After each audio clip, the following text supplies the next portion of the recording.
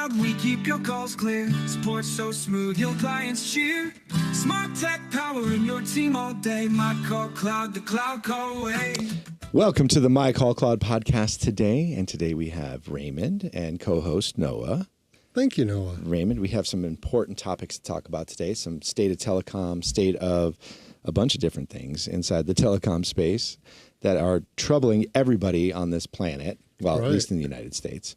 Well, for what we're seeing in the call center arena and in the telco realm, right, it's been a classic problem for years, right?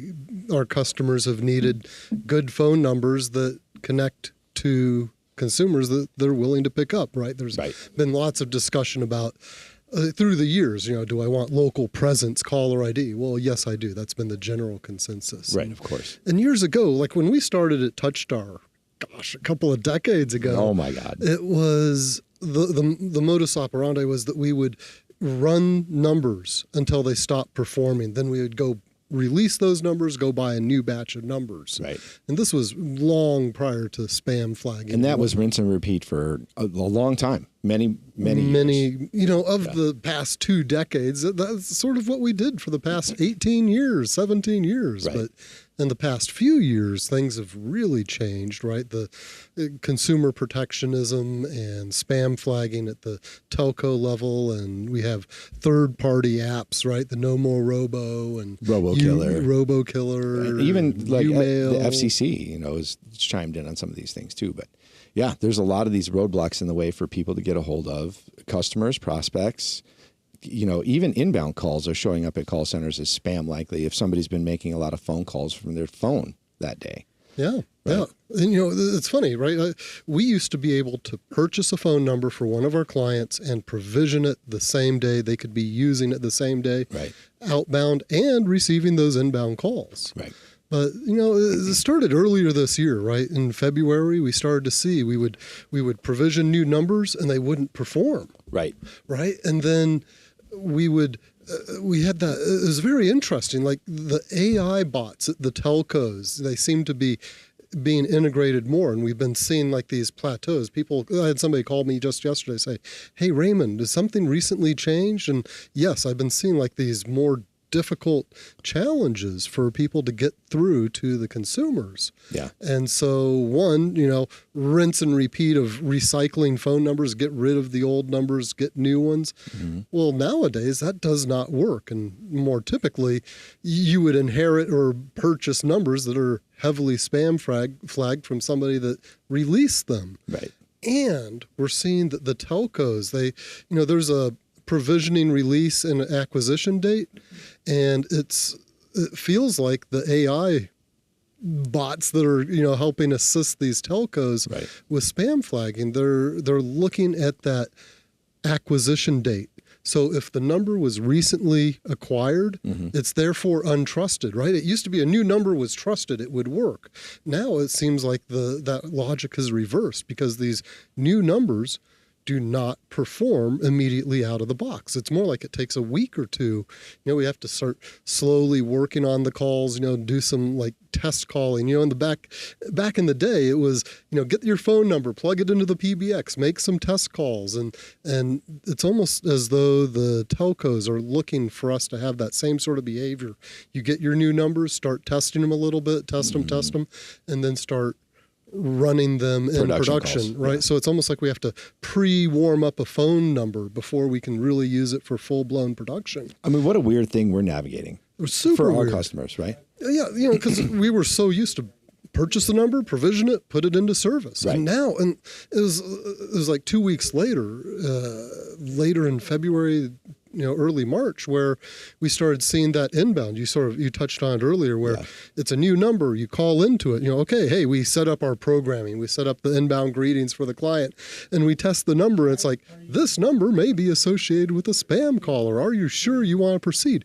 And that is the telco intercepting our inbound call and distrusting it, creating that layer of distrust. Right. And it's been interrupting. Yeah, no, it's absolutely interrupting. And listen, what we've been doing here is, and especially if you have this trouble, reach out to us. We can help you with this. Oh, But absolutely. we've been putting numbers through a cleansing process without even signing up for a cleansing process, right? Letting them rest, testing the numbers, building a little traffic on them. Sometimes even that first inbound call to that new number goes nowhere. Yeah, just dead air. Okay, well, that is weird, first of all, because it should connect to something, but we don't see it hitting us. The carriers are blocking it for whatever reason. They're putting it into a database. Okay, this number's trying to make a phone call now, or trying to get an inbound call. All right, well, what was the provision time? What was the acquisition date? How long has this been idle? Where did it come from before? So they're putting all these analytics back, and there's got to be some AIs helping them. Oh, absolutely. Right. Humans can't manage that in real time. And billions of phone calls per day. There's no way. Yeah. All the transactions of releases and renewals. And yeah, and it's interesting too. So we were talking about the inbound and how the telcos are blocking the inbound on, what they suspect is maybe spam callers. Right. We're seeing on outbound calls, right? We turn up these new numbers, we start dialing on them, and it's just dead air, right? We're getting a pickup signal from the telco, but it's just dead air, and it's not reaching the far end device. Yeah. So it's like the telcos are intercepting these calls, and rather than delivering them to the destination that's intended, they are intercepting them, and we're getting charged, right? Because there's answer supervision on a lot of these. There's been a significant uptick in dead air phone calls. Right. And then after a couple of weeks, then maybe they start, trickling through again. And that's what, and so you started touching on, our solutions, right? Warm up phone calls. Number cleansing. That's number one. There's a whole process now. People don't even understand. You can't just order a phone number and make phone calls on it anymore. You can't do that. Well, you can, but it's not going to perform. It's not going to perform, yeah. Yeah, you're going to come across a spam scam likely. And so if you want to do that, go ahead. Yeah, more power to you. Yeah. Well, it's funny, right? We've seen some clients come and go recently. The ones that invest in the number cleansing are succeeding. They're asking for more. You're like, hey, get us some more of these, cleansed numbers. Let's make this happen because our sales are going back up again, finally. Yeah. And we've actually, had a couple people that they've been struggling and they're not making the profit that they need to. Right. Because they didn't invest in the number cleansing. They're using the standard numbers as, just off the shelf. I mean, just a bizarre thing to think about. You have to order a number and then you have to let it sit and cleanse for 3 to 4 weeks before you can get high productivity out of it. You know what it reminds me of? Chicago. I moved into Chicago the summer of 1999. I was on a project in 98 maybe. I think it was 1999. And I moved into this neighborhood just south of Evanston, and I wanted to get a phone line installed. You know what they told me? 90 days. I'm like, I'm going to be gone in 90 days. That's what it was to get a phone line installed. I'm like, the phone line is there. That's all they had to do was activate it. Yeah, somebody moved out of that apartment before you moved in. Yeah, exactly. They just had to activate it at the box and, re-provision the phone number to connect to that space. Yeah. If you were asking for a T1, I could see that, 120 days. It feels like we're going backwards. It does. Doesn't it a little bit? Yeah. I mean, we're trying to solve problems. We're certainly on board with helping the telcos solve these problems too. We don't want to see all these spam scam calls. Our customers don't do that. We analyze and interview our customers. We know our people that are on our systems, right? Yeah, absolutely. So legitimate callers get, approval for number cleansing, right? You have to pass mustard. Muster. Or mustard. I'll pass the mustard. Yeah, I'll take some mustard, thanks. Yeah, but absolutely. There is a whole vetting process, right? Right. And so it's a question of, do we pay the extra money and make it happen so I can continue? Right. It's almost becoming a no-brainer for us. We've been rolling it out to our customers and, they are seeing significant increases. It's a pay-to-play scenario. The people that are bad actors in this space, they don't want to pay, right? So they get low performance. And eventually, we've had conversations with, some people in our space and our colleagues that's going to eventually push the bad actors out, right? Because they're not going to be able to reach customers or scam people, right? Eventually, they won't be making phone calls. Or if they decide to sign up for number cleansing or, branded caller ID or another service or product, they won't be able to get approved for it. That's right. Right? Because they can't pass muster. That's right. Yeah. Yeah. I mean, it has to be a legitimate business without complaints, right? We go and look at the FTC. Have there been complaints? Right. Are there any lawsuits on those customers, on these companies, right? Because they're looking at that too. Are there any legal litigation? Is there anything going on with this customer that's trying to show up and register themselves as clean? Well, you got lawsuits against you. No, we're not taking this traffic. Right. Sorry. Yeah, and we've seen some of those players will close shop and open doors and create a new entity to avoid the legal difficulties they're facing from the prior and that becomes a game of whack-a-mole. But still, this vetting process is going to help clear out some of the bad actors in the industry. Surprisingly enough, one of our industry people that we know, Ringba, just got themselves caught in some sort of scamming process. I could not believe this news that came out there. I mean, anybody can look this up on Google. They were caught doing some stuff they shouldn't have been doing inside of their business, rerouting phone calls, scamming phone calls. I was like, holy cow. Skimming data. Like, what are you guys doing? Don't you have a contract that's bi-directional, that you have certain responsibilities to protect data? That's really... It just seems like every industry, even this real estate transaction at this building that we're in, there was a scammer trying to get his hooks into us in this building. Like every industry, it's got its bad actors. And we're doing our best job to make sure we get those actors out of the way and legitimate people can, perform business operations in a normal way. Yeah. Yeah. Well, the numbers speak for themselves, right? Yeah. We're seeing... actually, you want to pull that up on the screen? We have we have a quick slide here. We're seeing the live answer rate for some clients has gone up as high as 76%. Yep. And thank you. You're welcome. And then the sales conversions has gone up 68%. This was one of the pilot clients that we had built this on, right. And they've doubled down, right? They've doubled the numbers that we're cleansing for them. And this is the number cleansing product. And then also we did a little bit more analysis, and we see that it took 30% less call attempts to reach the same amount of sales. So it becomes a win-win. It's interesting, right? If you're using non-cleansed numbers and, standard, just CNAM and whatnot, you start spam flagging your numbers and your contact rates are going down and using the old school methodology, go buy me more numbers. Well, that doesn't perform the way they want it to. Well, not to even speak about the savings on human time, right? Absolutely. Getting people, better phone call traffic, better conversations. You're not wasting through data. Mm-hmm. Right? Because now people are not burning through their data lists that they're purchasing for qualified contacts. Such a good point, right? We've seen, the people that have been struggling without the number cleansing, they've been bumping up their line ratio, burning through their leads. Right. And and then the consumers start seeing these numbers come up as spam flags. It's it's a lose-lose almost for them because they spend more money using traditional methods. Right. And it's not getting through the door, right?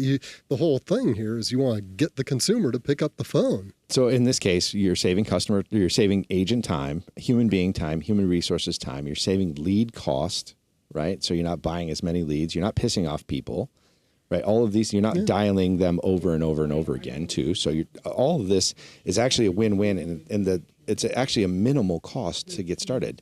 To receive what we're seeing is pretty big gains.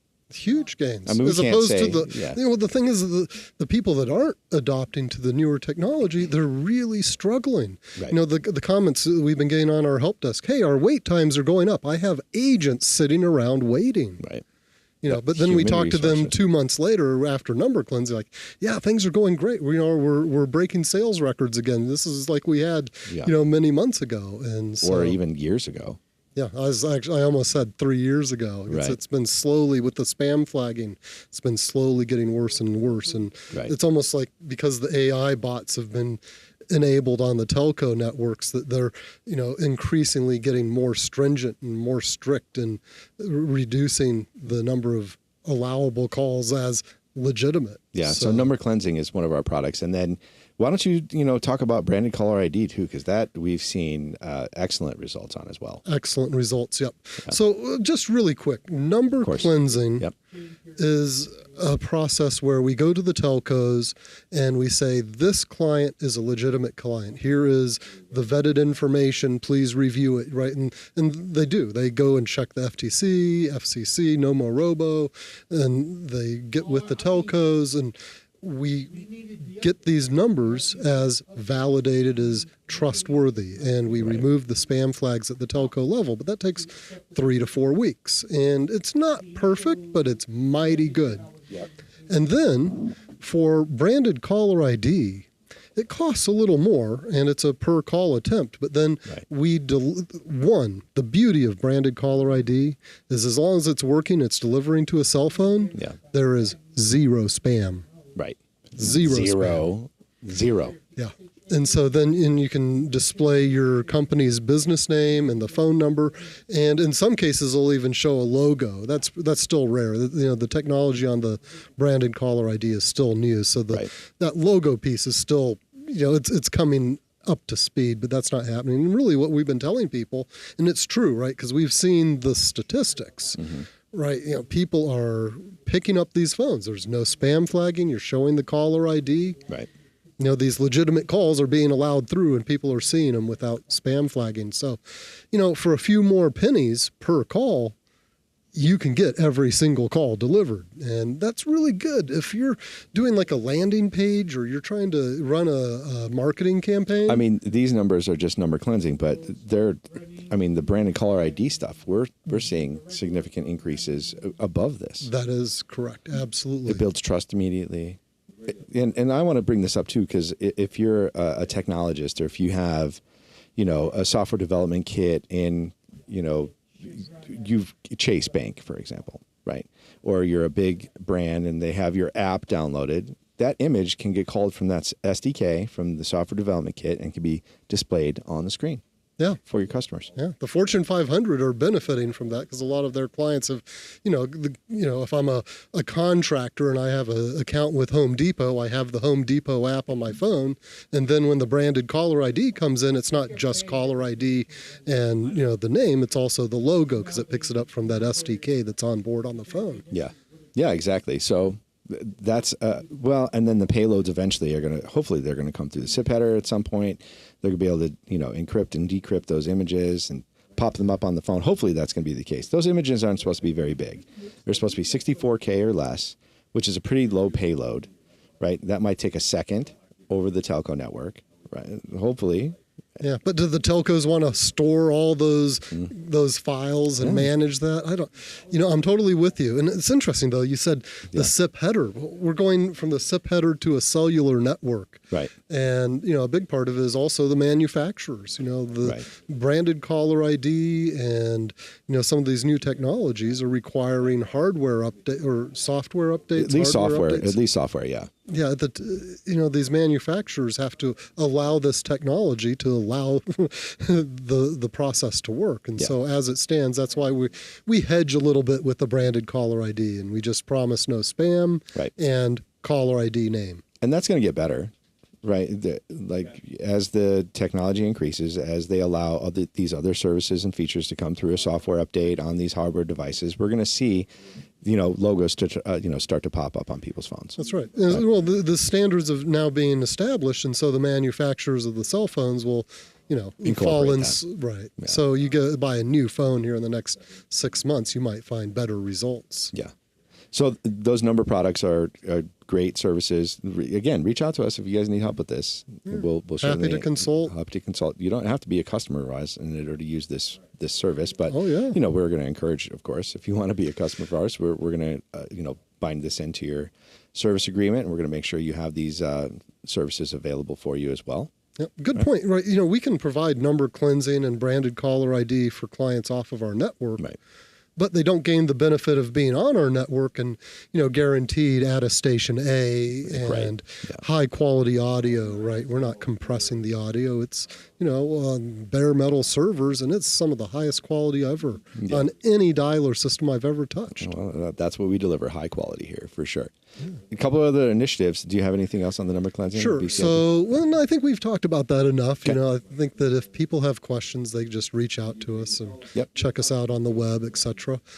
Other initiatives, obviously, AI has been growing. We too are adopting and using it internally, starting to build our own administrative tools with AI to help assist. You know, we're doing that slowly and methodically. We don't want it to run ahead of us and give it, we don't want to give it too much permissions. We want to use it as a tool to help inform us and to help make our day more efficient. And with time, we're going to release that to clients. Yeah, and we haven't really branded this or named it anything, but, you know, we're kicking around names like the MyCallCloud Analytics Agent, right? The MyCallCloud Support Agent, right? So we're going to be able to, MyCallCloud Trading Agent. We're going to be able to let people chat from a web interface or Microsoft Teams or Google Chat. I mean, they're not all super easy to set up, just a heads up on that. But once you have that interface directly to that AI agent inside of our network, they're going to talk to your database. They're going to know everything about your setup, right? What numbers am I using today? The most? How are my sales going today?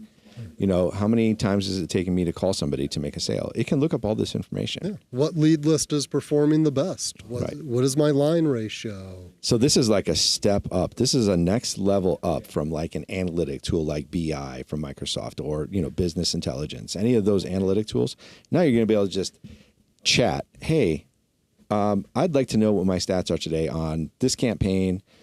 Show me my lowest agent's performance. And it's going to get it for you. Yeah, it'll kick out that report. It might take 10, 15, 20 seconds. Grab the data. You know, if you can wait 20 seconds for a piece of information that you're really hoping to get, then you're in the right spot.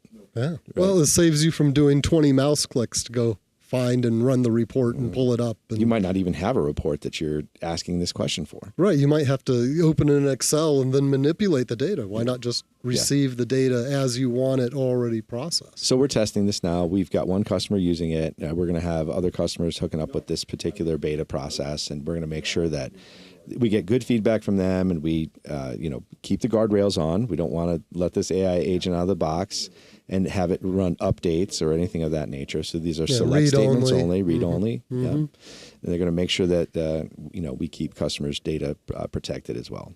And we always have that in mind for sure. Absolutely. So this is a super exciting product though, because this is going to change how people engage with us, how people engage with their data, how people engage with their call center internally.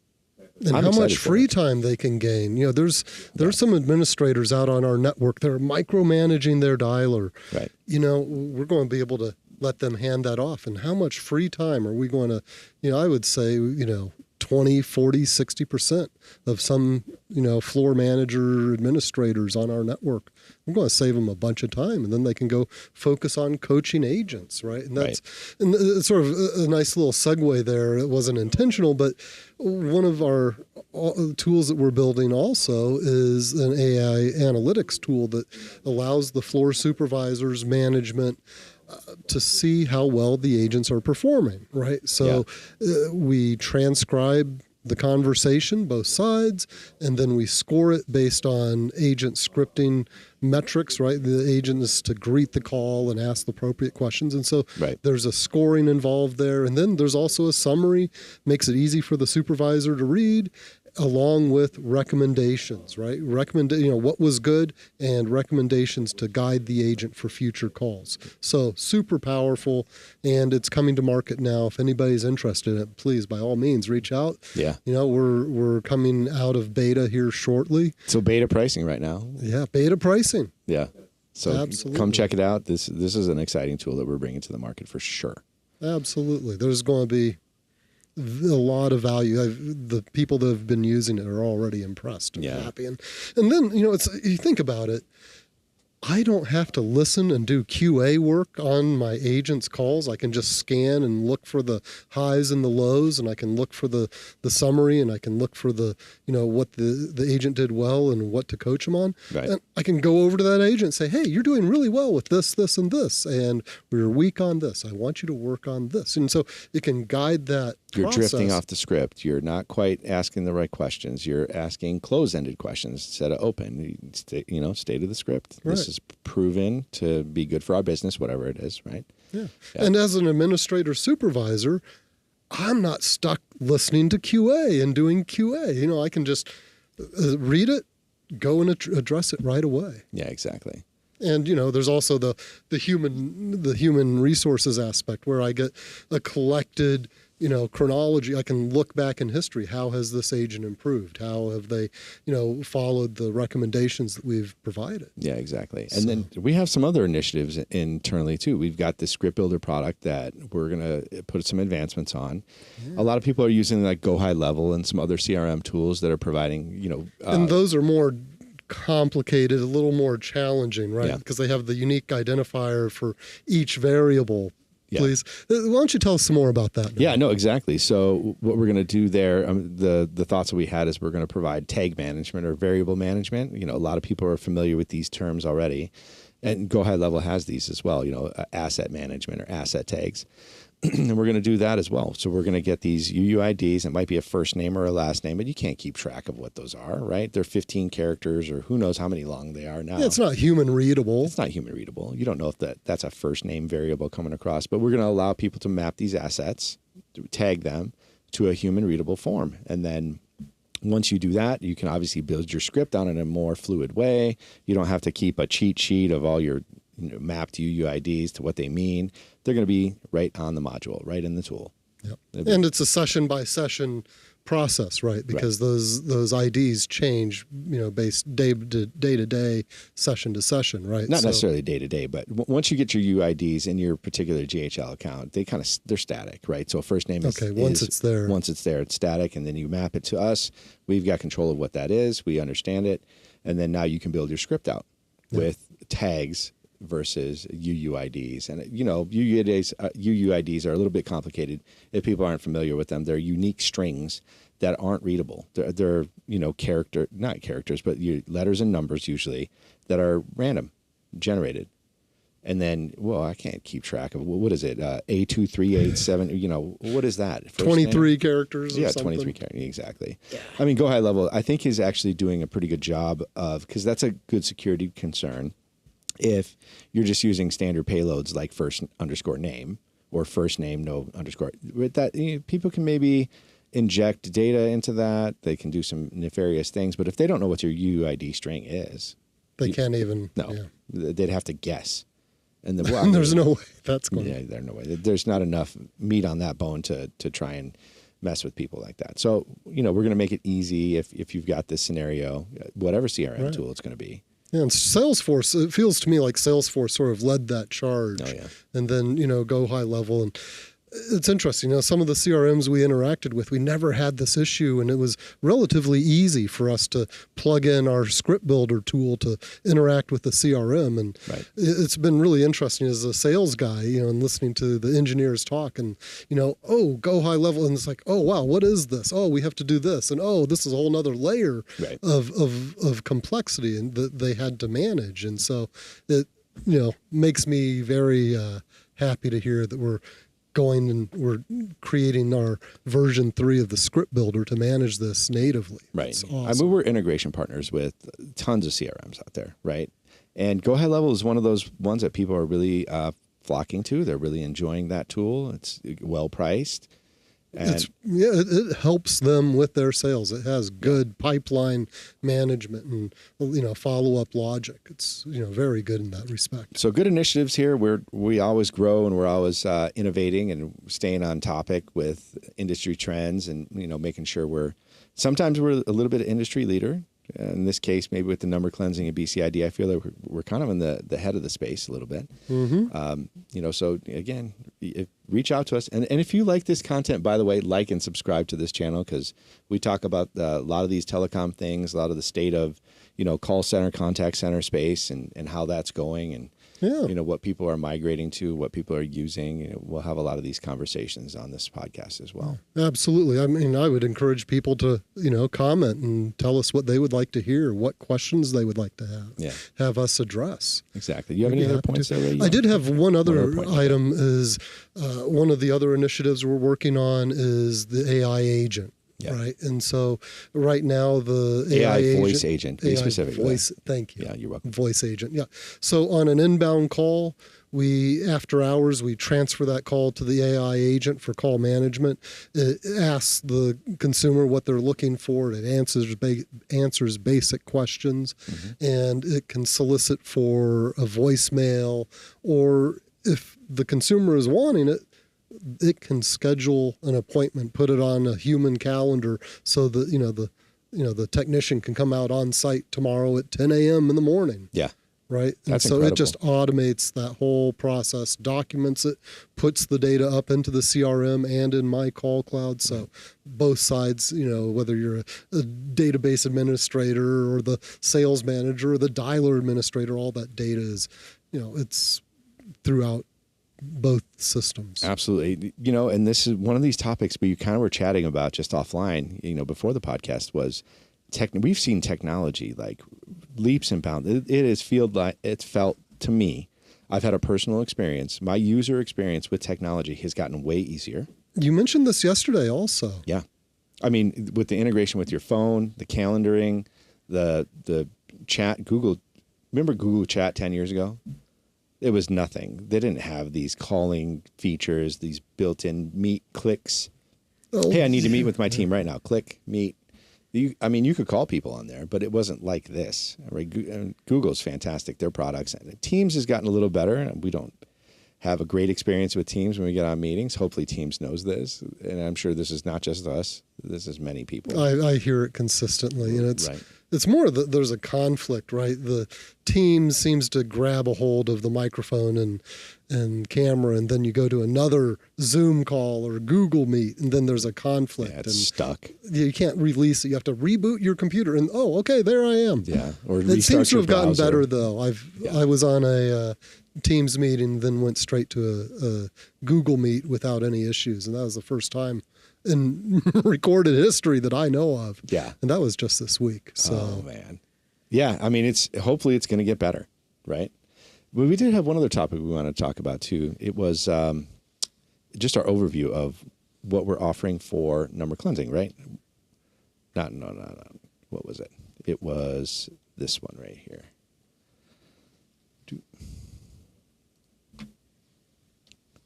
This guy right here, right? Just a little bit of executive summary on what we're offering here for number cleansing. We'll cover this and then we'll wrap this up, yeah? Right. Well, if anyone would like, we'd be happy to provide this information, right? You need some evidence, before I invest money, Yeah. Well, here's some, hard concrete numbers that we've taken off of our network, right? So before number cleansing, 3.91% Human contact answer rate. Yeah. Mm-hmm. And 76% improvement. Damn. Yeah. That's awesome. It's impressive. It's really, it's like we said earlier, the clients that have started using the number cleansing and they've been able to see the benefits, Yeah. They're patient enough to wait that 3 to 4 weeks to get their number clean.